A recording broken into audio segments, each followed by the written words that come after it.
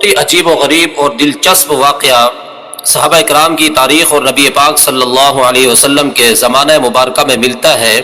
یہ واقعہ بخاری شریف اور مدارج النبوہ میں بھی موجود ہے۔ غزوہ احد کے موقع پر ایک صحابی جہاد کے لیے نکلتے ہیں جو شدید قسم کے لنگڑے تھے، صحیح طرح سے چل بھی نہیں سکتے تھے، خود بھی اتنے معذور تھے اور چاروں بیٹوں کو بھی جہاد پر روانہ کر دیا۔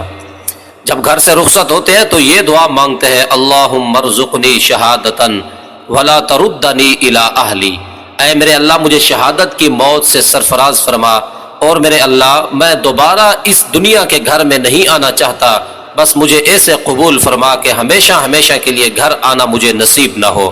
اللہ پاک نے ان کی دعا قبول فرما لی اور جام شہادت نوش فرمایا۔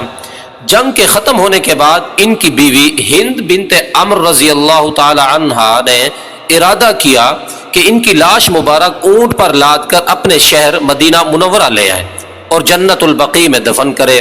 اونٹ پر شہید کی میت کو جب رکھا جاتا ہے اور اونٹ کو چلایا جاتا ہے، جب اونٹ کو مدینہ کے رخ چلایا جاتا ہے تو اونٹ نہیں چلتا، لیکن جب احد کی طرف رخ کیا جاتا ہے تو اونٹ تیز تیز چلنے لگتا ہے، پھر جب مدینہ کی طرف رخ کرتے ہیں تو اونٹ رک جاتا ہے۔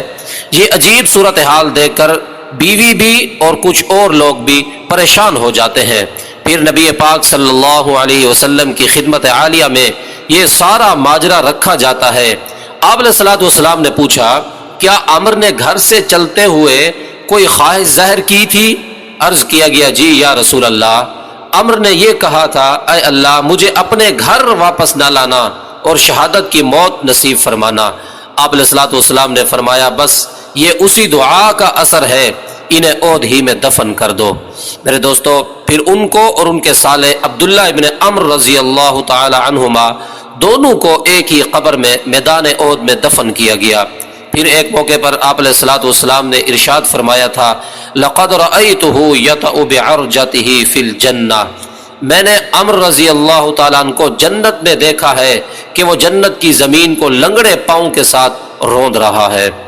سبحان اللہ۔ آپ نے ایک عظیم الشان واقعہ سنا ہے، اور اس واقعہ کو آپ موازنہ کریں آج کے اس زمانہ کے عظیم اور فلسطین کے شیر، اس زمانہ کے عظیم اور نڈر مجاہد شیخ احمد یاسین کے ساتھ موازنہ کریں تو آپ کو ہو بہو صحابہ اکرام والی ساری صفات ان میں نظر آتی ہیں۔